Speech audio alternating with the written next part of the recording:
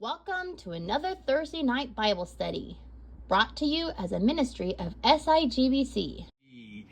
And today we're doing part 2 of our study in God's call to be giving. Last week we began by reading Luke chapter 6, verse 30 through 36, where Jesus says, "Give to everyone who asks you, and if anyone takes what belongs to you, do not demand it back. Do to others as you would have them to do unto you." And so God's standard for giving is not what other people do for us or even to us. God's standard for giving is what we would have others to do for us in the same situation. And so we made so far 3 observations from this particular passage. The first was that the call to give is not based upon how others treat us, but on how we would like to be treated in similar circumstances, as we just mentioned. And then the second observation was the call to give is based on love that motivates giving without considering benefits to self. And that was when Jesus said, "If you love those who love you, what credit is that to you? Even sinners love those who love them. And if you do good to those who are good to you, what credit is that to you? Even sinners do that. And if you lend to those from whom you expect repayment, what credit is that to you? Even sinners lend to sinners, expecting to be repaid in full." And so the call to give is based upon love that motivates giving without considering benefits to self. And then, of course, the third observation that we made last week was the call to give is a call to do good, even to our enemies, without expecting to get anything back in return. In other words, the call to be giving, to be generous, to be good is not limited to fellow Christians. It's not limited to relatives and family and friends. It's not limited to those who are nice to us. No, the call to be good is the call to be giving. And the call to be giving is a call to do good even to our enemies without expecting to get anything in return. So Jesus said, "But love your enemies. Do good to them, even your enemies. And lend even to your enemies without expecting to get anything back. Then your reward will be great, and you will be children of the Most High, because He, that is God, is kind to the ungrateful and the wicked." Even those who do not express appreciation in God's love and care for them, God still loves and cares for. And in another passage, we read, God causes the rain to fall on the godly and the wicked alike. Which brings us to our fourth observation for today. And that is the call to give is based upon a heart of mercy. In other words, we are called to extend the same mercy to others that God has extended to us in saving us. One of the beauties of the gospel is that God does not ask us to become perfect first before He will save us. God says, "Come to me, I will save you, and then I will ask you to strive to live a life that is pleasing to God." And so the call in verse 36 is, "Be merciful, just as your Father is merciful." In other words, the call to give is based on a heart of mercy. And the heart of mercy that we are supposed to have is the call to extend the same mercy to others that God has extended to us in saving us. One of the great and classic examples that Jesus gave concerning this truth was in the story of the steward who was found to be unfaithful in his stewardship. And so the ruler said, "All right, give an account of yourself, because you're no longer going to be my steward. As a matter of fact, I want you to pay back everything that you owe me." guy's like, I don't have the money right now, but I'll pay back as soon as I'm able to. Now, statistically speaking, comparatively speaking, we're talking about millions of dollars, which the guy works his whole life, he's not going to be able to pay back. And the ruler knows that he's not going to be able to pay it back, so he says, all right, sell him as a slave, sell all of his property, sell his family, and try to recoup some of the money. But the man bows down and says, oh, please, please, please, let me have some more time and I'll pay you back. And realizing that there's no way he could ever pay it back, the ruler says, all right, tell you what, forget about it. Well, the same guy who was just forgiven his millions of dollars in unrepayable debt goes out, finds a fellow servant that owes just a few bucks and says, give me my money. And the fellow servant says, I'll give it to you. I don't have it with me right now, but give me a couple of weeks, I'll give it to you. No, you're going to give it to me now. And when he couldn't, then he had him thrown into prison until he could pay his debt in full. And so the fellow servants, when they saw this, they went to the ruler and says, hey, you forgave that guy all that debt, didn't you? Did you know that he wouldn't forgive his fellow servant just a small amount? And so the ruler called him back and says, all right, if that's the way you're going to be, I'm going to be the same way. And he threw him into prison until he could pay back the amount of money that he was able to, obviously unable to repay.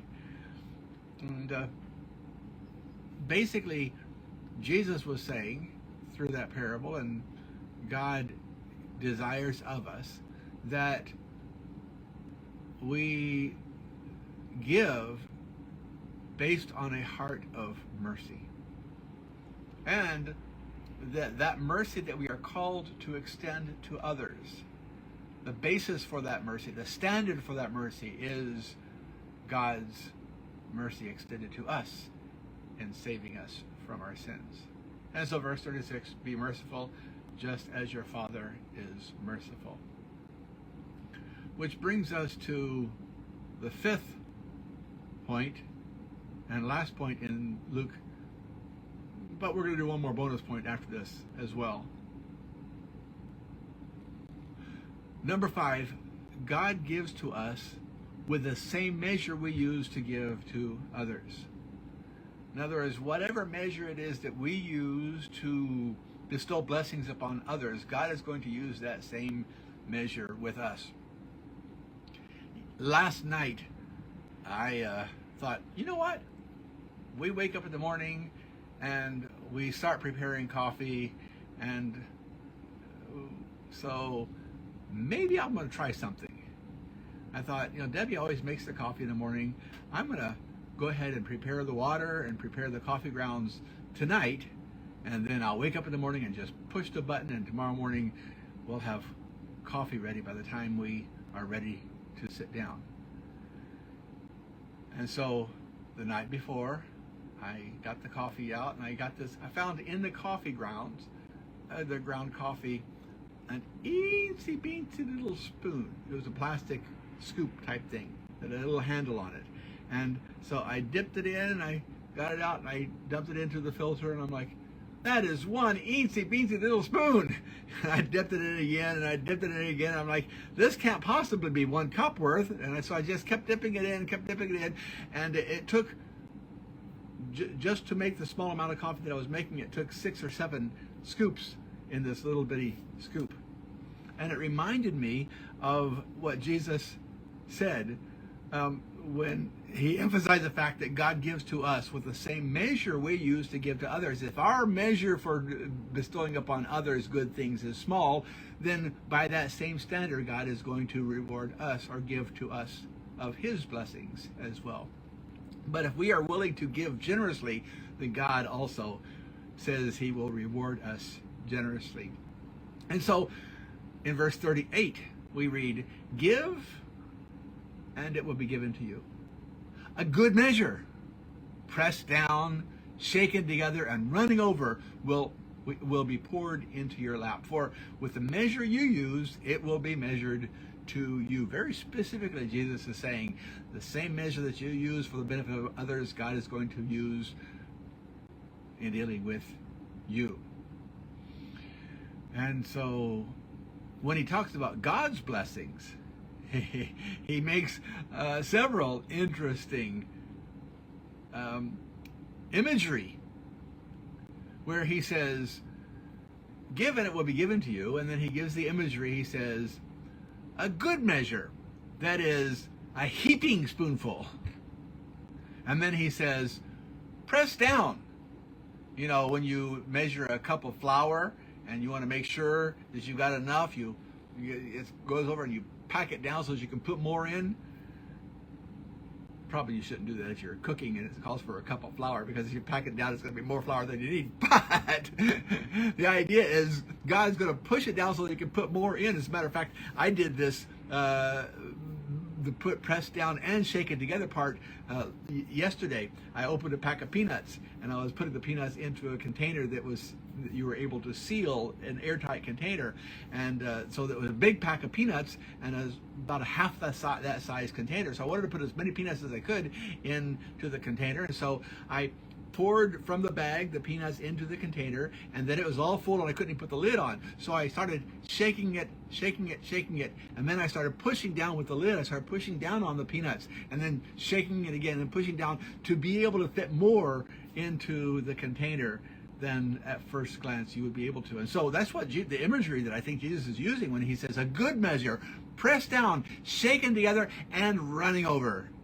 will be poured into your lap. For with the measure you use, it will be measured to you. In other words, he's calling us to give, to be giving, and to be giving in a way that we desire to do as much as we possibly can to benefit those who are in need.